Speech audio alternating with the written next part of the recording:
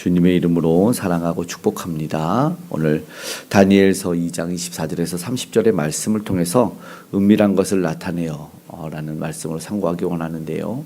오늘 다니엘이 읽은 다니엘서 2장 30절에 바벨론 왕 느부갓네살에게 이렇게 말합니다. 내게 은밀한 것을 나타내심은, 그러면서 자기의 지혜가 누구보다 낫기 때문이 아니다.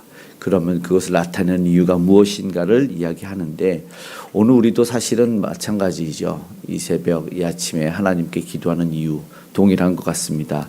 우리가 엎드리는 이유는 참 지혜가 하나님에게 있기 때문에, 모든 것 위에 계신 하나님이 그 은밀한 것, 크고 비밀한 것을 오늘 우리에게 알려주시는 분이시기 때문에 오늘 우리는 그분에게 기도하는 것 동일한 것 같습니다. 오늘 본문에 다니엘이 위기 가운데 쓰임받는 것을 보게 됩니다.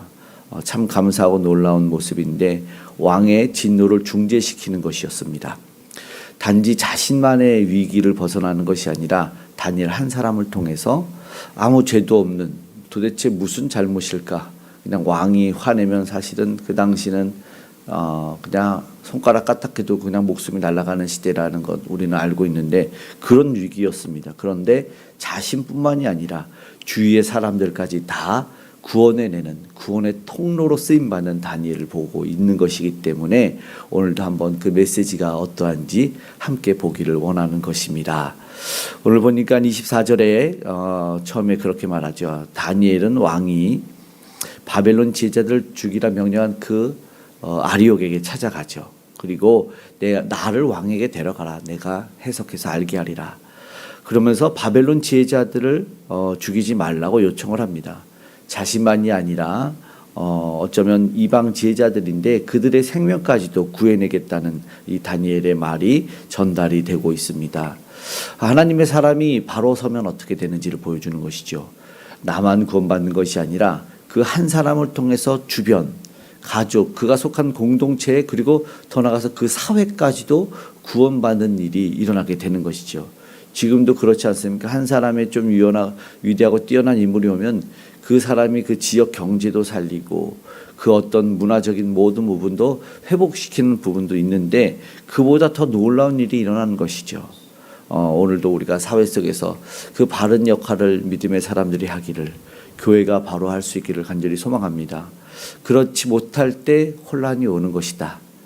한 사람이 오늘 깨어나면, 특별히 하나님의 사람들이 깨어나면 오늘 우리나라 민족 모두가 살아날 수 있을 줄 믿습니다. 침몰하는 범서를 뜨게 하는 것, 바로 이 믿음의 사람들 한 명이 바로 서는 의인의 간구와 그 능력인 줄 믿습니다. 그는 기다리고 기도할 수 있었던 사람입니다. 25절에 내가 한 사람, 유다 사람 중에 한 사람을 찾아내었나이다. 그래서 왕에게 알려드리겠습니다 라고 아리옥이 이 왕에게 말합니다. 그런데 급히 달려갔죠. 그런데 다니엘은 어제 본문에서는 뭐라고 말했습니까? 이제 위기 속에서 친구들에게 찾아서, 야, 우리가 기도할 때다. 기도하자, 간구하자, 구하자, 이렇게 말하죠. 위기 속에서도 가장 급한 것이 기도였다는 것을 다니엘은 알았던 사람입니다. 하나님의 때를 기다리고 기도할 수 있었던 그 모습이 오히려 더 빛이 나는 순간이죠. 하나님의 뜻이 분명해질 때까지 기다릴 수 있는 믿음, 그것이 시대의 위기를 건져낼 수 있었던 빛나는 믿음이었던 것이지요. 세상은 하나님의 사람을 그러나 바로 받아줄까요? 그렇지 않아요. 의심합니다. 우리 신앙생활 하다가 나는 신앙 잘 지켰는데 왜 이런 일이 일어날까 보면 바로 그러한 일이죠. 26절에 보니까는 왕이 다니엘에게 물어요. 다니엘에게 이르되, 보니까 그래요. 내가 꾼 꿈 그 해석 내가 능히 나를 알게 하겠느냐 하니, 무슨 말씀입니까? 26절은 왕이 의심하는 거죠. 포로 출신이고 어린 소년이고 바벨론 박사도 아닌 너가 과연 그 문제를 해결할 수 있겠다고 의심하는 거죠. 다윗이 골리앗을 무찌를 줄 누가 알았겠습니까? 어린 소년 네가, 저 골리앗은 어렸을 때부터 장수였다, 용사였다라고 말해서 다윗과 비교했었어요. 안 된다 했던 일을 해내죠. 그러나 오늘도 동일한 것 같지만 하나님의 지혜가 어디서 오는지 알았던 그 한 사람으로 인해서 답 없던 세상에서 답이 전해지는 것이었습니다. 예수 그리스도를 믿는 믿음이 오늘 우리가 이 삶에서 보여질 때 어두운 세상은 우리를 통해서 그리스도에게로 인도하고 저가 믿는 사람이 어떠한 분인지를 알게 하는 그 빛을 발하는 우리인 것 우리는 알고 있습니다. 그래서 주님도 우리에게 빛과 소금의 역할을 감당하라고 했죠. 동일한 것입니다. 결국 하늘의 지혜, 오늘 특별히 다니엘이 말하고 싶었던 것은 사람에게서 나는 것이 아니었다는 것을 알고 있었습니다. 인간의 힘으로는 풀 수 없다는 것이었어요. 저들이 지혜자, 술객, 박수, 점쟁이 모두가 불가능하다고 오늘 27절, 18절에 말을 하고 있습니다. 그럼 누가 할 수 있느냐? 바로 오직 하늘에 계신 하나님만이 그 은밀한 일을 나타내실 수 있다. 다니엘은 그러면서 자신의 공로를 드러내지 않고 하나님의 주권과 영광만을 드러내고 있는 것을 보게 됩니다. 하나님은 맞습니다. 장래일 뿐만 아니라 그 생각도 아셔요. 그래서 다니엘이 29절에 말할 때 그 꿈을 꾼 배경까지도 말해요. 꿈과 해석만 말하라고 하는데 29절에 보니까 다니엘이 이 해석을 하기 전에 왕이여 침상에서 장래일을 생각하실 때 은밀한 것을 나타내신 네가 장래일을 알게 하셨사오며 그가 어떠한 생각에 있었던지까지도 다 알고 있어요. 그래서 30절에 은밀한 일을 나타내시는 이유, 침상에서 생각할 때 그러니까는 그 환경, 우리 하나님 뭐라고 말씀하죠? 머리털까지 세시는 분이라고 말합니다. 그러면서 내면의 깊은 생각까지도 다 알고 계시는 분이다라는 거죠. 다니엘은 지금 자신의 지혜가 아니다라는 것을 한 번 더 강조합니다. 겸손한 종의 자세를 통해서 하나님만의 뜻을 전하고 있는 그의 태도가 사실 오늘 우리에게 큰 도전을 주는 것입니다. 오늘 이 말씀을 통해서 우리가 기도해야 될 제목을 얻는 것 같습니다. 먼저는 나로 인해서 나의 가족과 공동체가 살아나는구나 라는 것이죠. 다니엘 한 사람의 이 지혜로운 신앙과 믿음을 통해서 수많은 생명이 구원받는 겁니다. 나 하나가 하나님 앞에 바로 서는 것이 얼마나 중요한 일인가, 우리가 귀한 일인가 다시 한번 깨달아 알기를 원합니다. 오늘 그래서 나의 신앙이 어떠한가, 나의 가족을 살릴 수 있을 만큼 견고한가, 내가 속한 교회 일터 공동체에서 나를 통해 하나님의 은혜가 보여지기를, 그런 사모하는 마음으로 우리를 돌아보기 원합니다. 또 이어서 기도하기를 조급함을 버리고 인내할 수 있기를 원합니다. 세상은 빠르게 급하게 이렇게 말을 하지만 우리는 먼저 가장 급하기 때문에, 가장 바쁘기 때문에, 예전에 그런 책이 있었죠.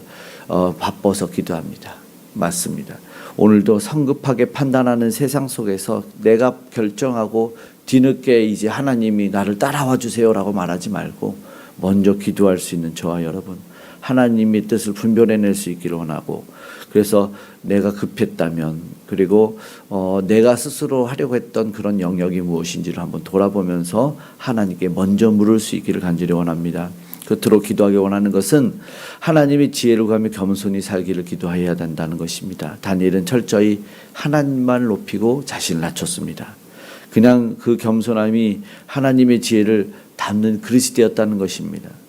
오늘 나는 맡겨진 일을 감당해 가면서 내 공로를 은근히 내세우고 있지는 않은지, 하나님의 영광을 가로채고 있지 않은지를 우리는 되돌아보기 원한다는 것입니다.